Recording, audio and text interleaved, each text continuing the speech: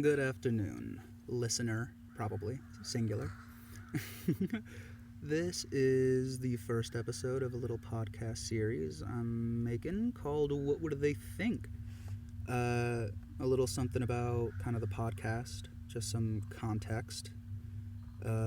This podcast is going to be me talking about and analyzing modern to contemporary applications of old doctrines or sociological ideas, such on and so forth, and then I'd like to beg the question of what the original creators of said doctrine, would think of its application and the results of that application if they could, jump forward in time and see, kind of how we used their theory. So, I'm fully expecting this first episode to end up more dysfunctional than me myself. But let me just hit you with the cold open. This is my little relation to the topic. Actually, let's go over our they in what would they think. Today's they is going to be Karl Marx. I am going to be looking at Chile in the 70s, which is a crazy time, just politically, sociologically, historically. Just in general, is a very, very, very, very big deal. So we're going to be looking at events in Chile, mostly 1970 up into maybe 1980, but mostly 1970 to 1973. And we're going to be analyzing those events through the lens of conflict theory, and then I'm going to beg the question of what would Karl Marx think of the coup d'etat in Chile circa 1973?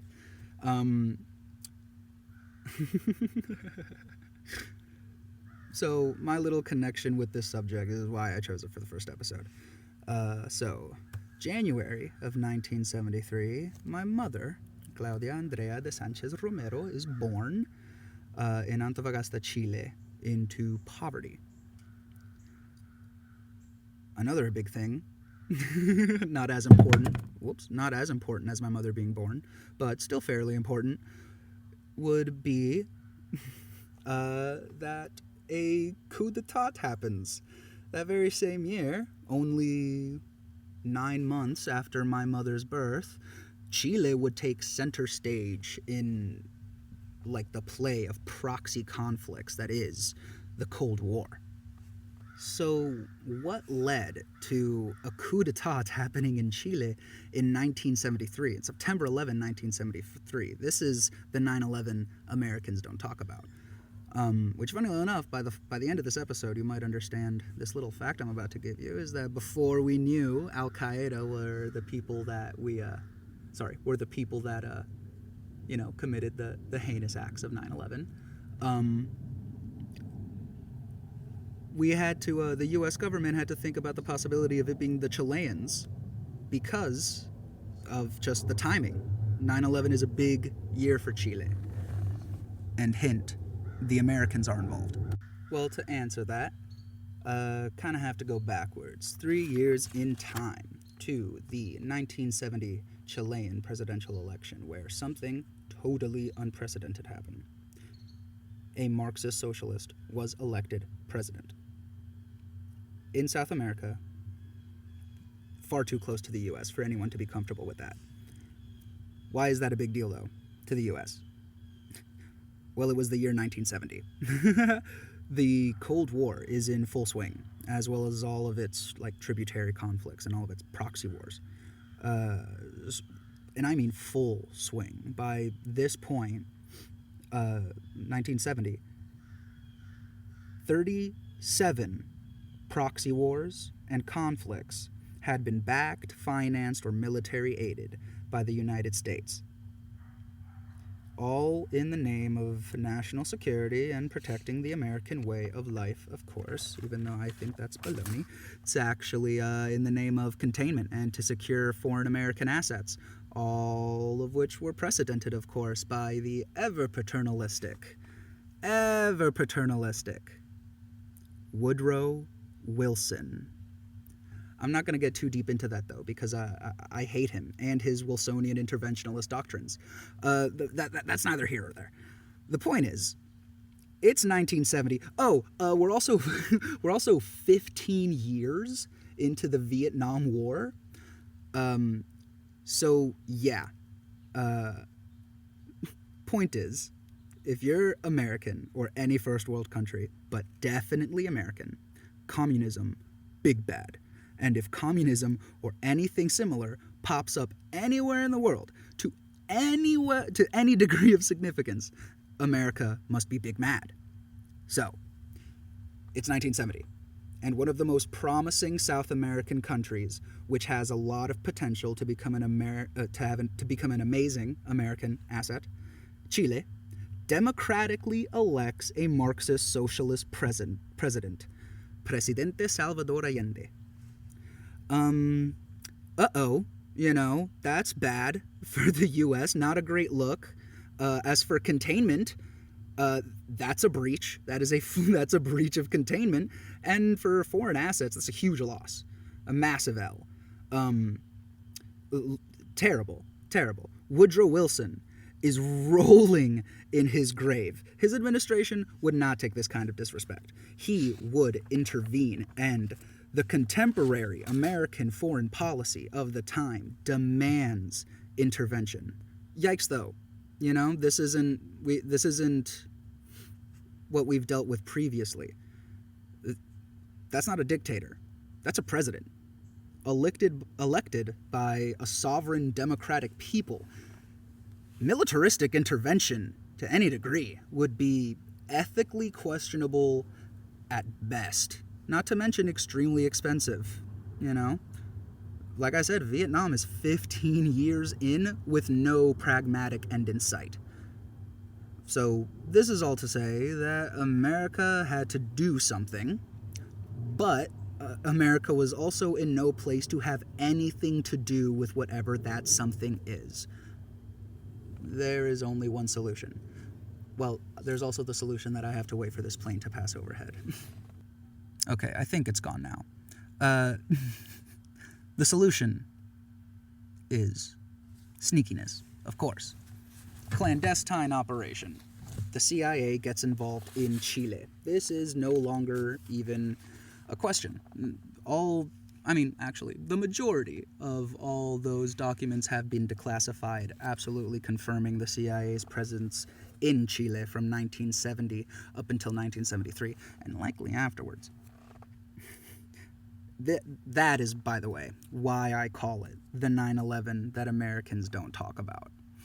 One of the documents, funnily enough, I can just break on in this tangent, which, yes, I can. It's my podcast. I'll do whatever I want. One of the things that President Nixon said to the director of the CIA at the time, right after the everything happens in Chile, he says we should take credit for this. And Richard Nixon says no, America was not involved in Chile. So it is very clear that America wasn't supposed to be here. America wasn't supposed to be doing this. And I know that's not the point of this. But, man, I dislike interventionalism. In summation, overtly simplified summation, the United States, the CIA, created the environment for a coup and also gave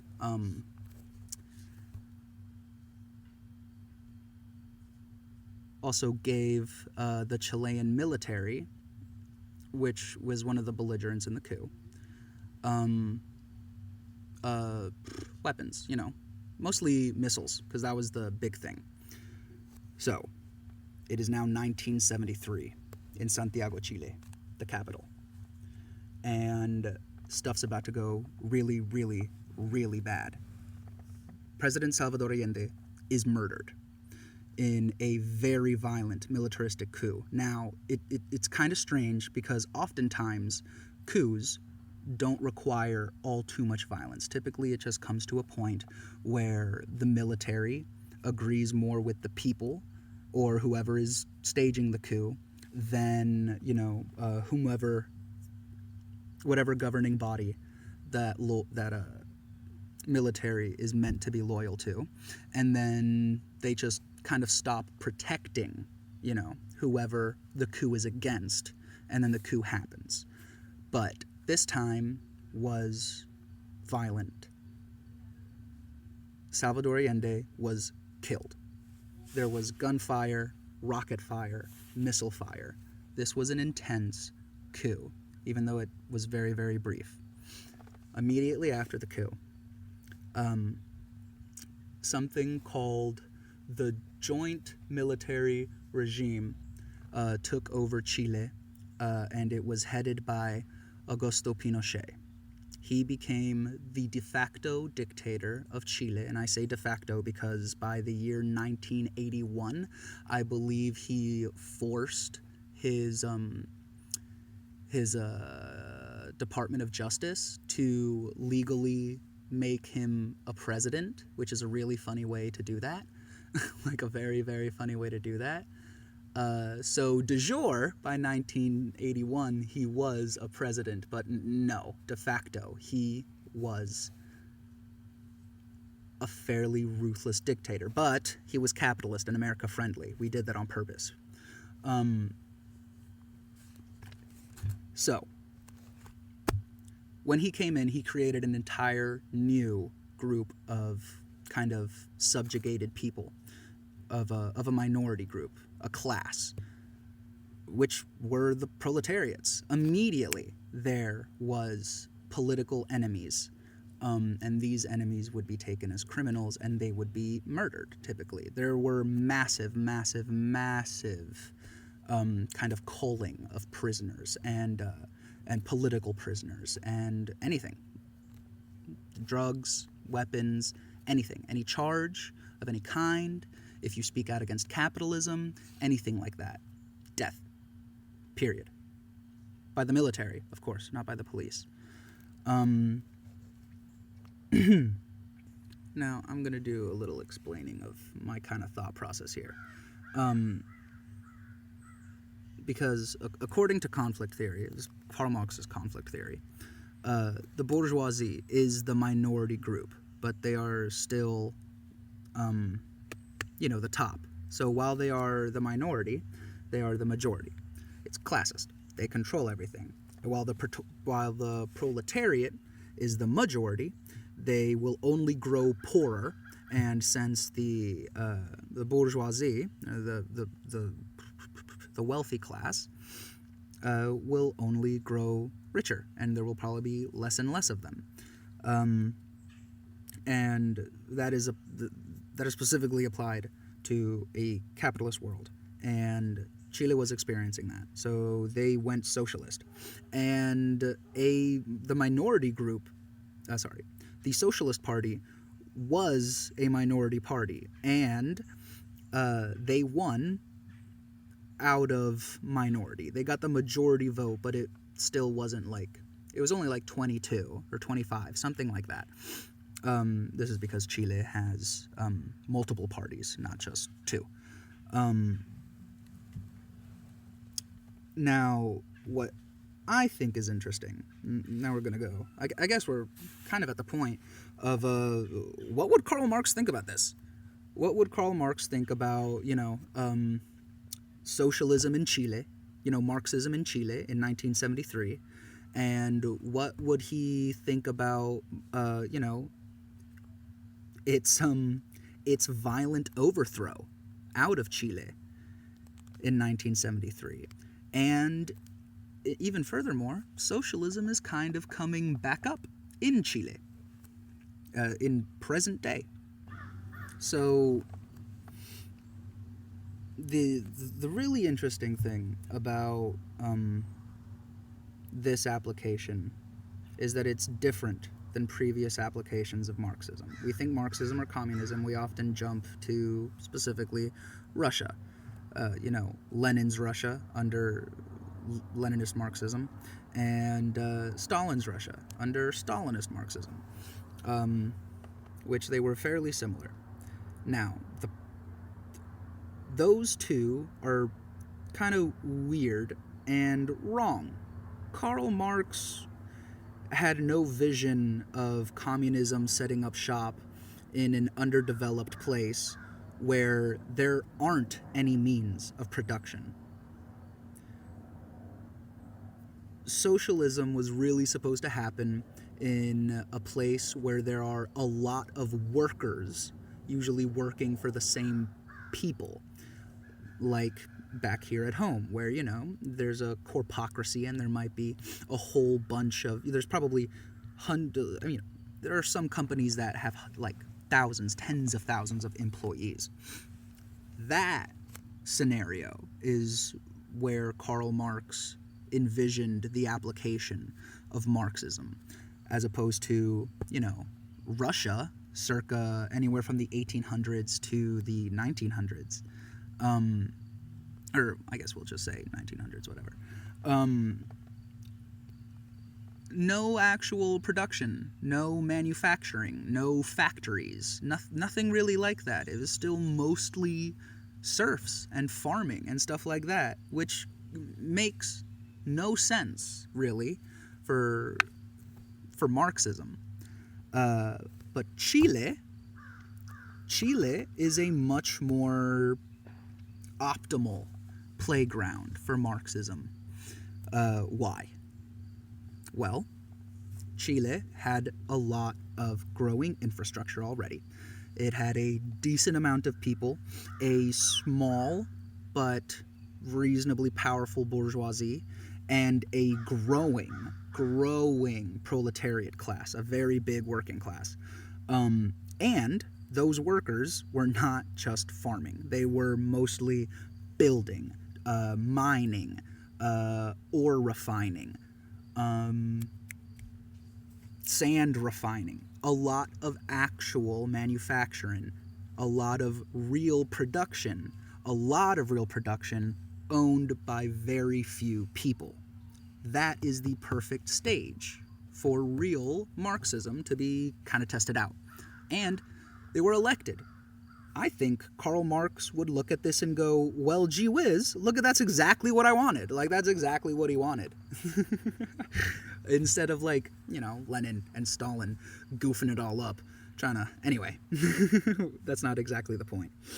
I believe he would see the situation in Chile at the time of 1970, the election, and agree with the decision of implementing Marxism and socialism.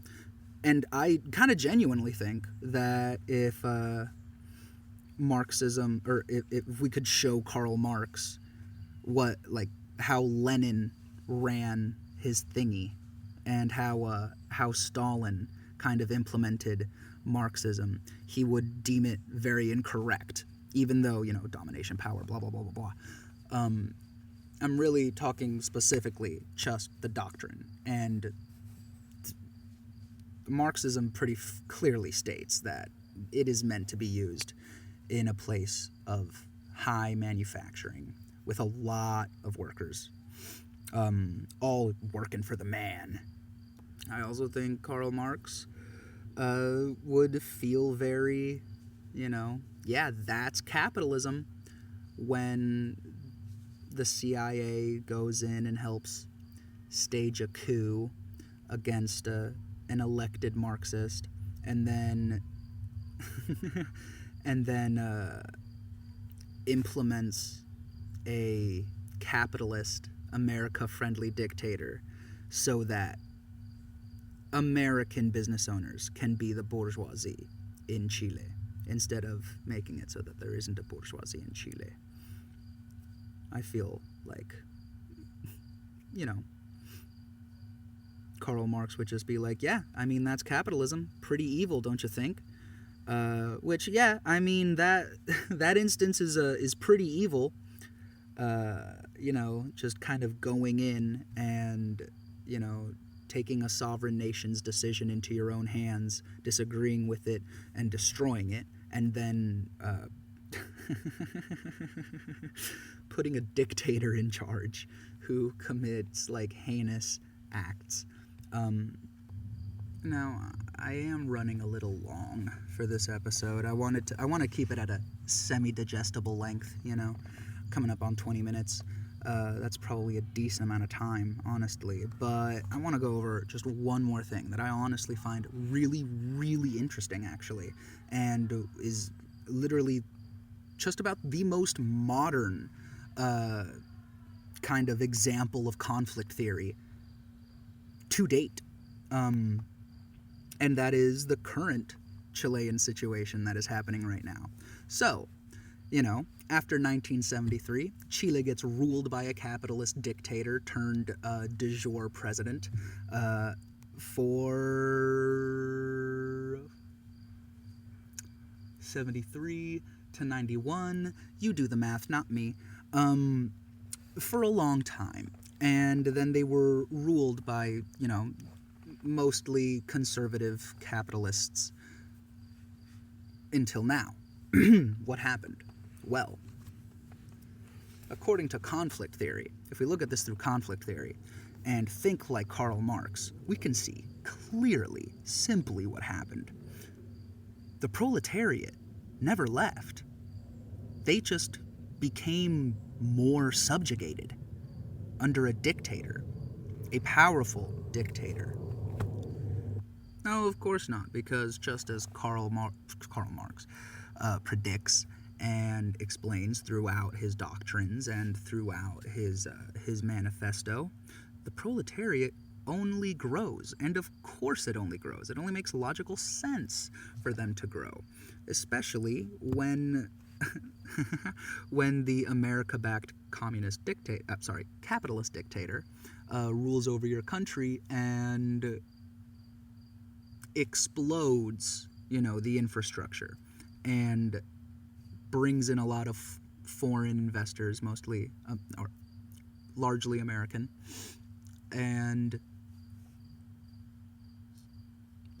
makes a lot more jobs, a lot more mining, a lot more building, a lot more ore refinery, a lot more coal refinery, just more and more and more and more and more production, without the amount of productors, the bourgeoisie, changing. It's still a fairly small number.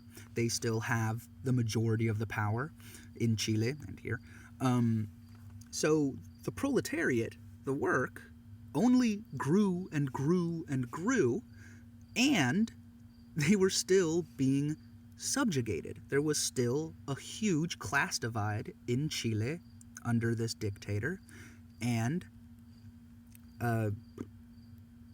even after this actually, if during this dictator you even muttered, the words proletariat or bourgeoisie, you were a political prisoner, and you would likely never be seen again. You were likely going to end up in a mass grave in the middle of the Atacama Desert.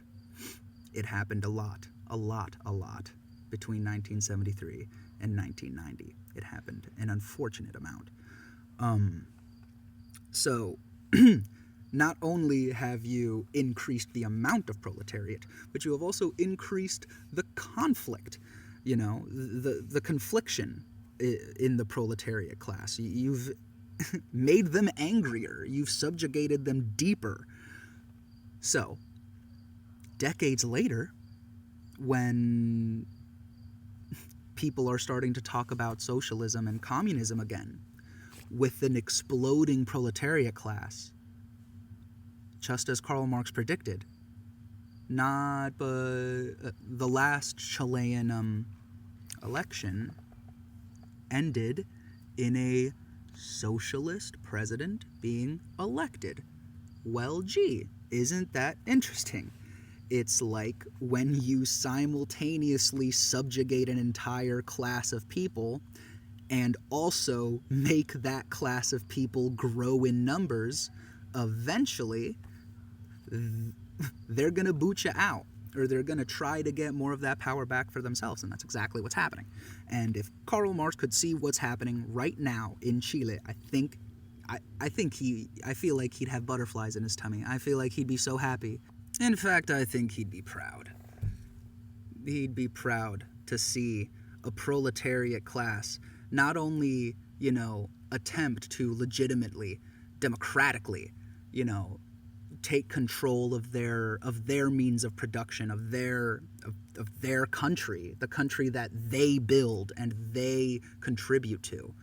They try to take the power from the bourgeoisie for themselves. And it failed.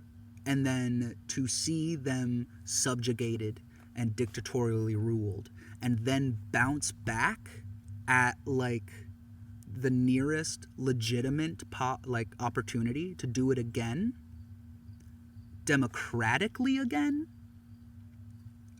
I think that's impressive, honestly. And I think Karl Marx would deem it extremely impressive.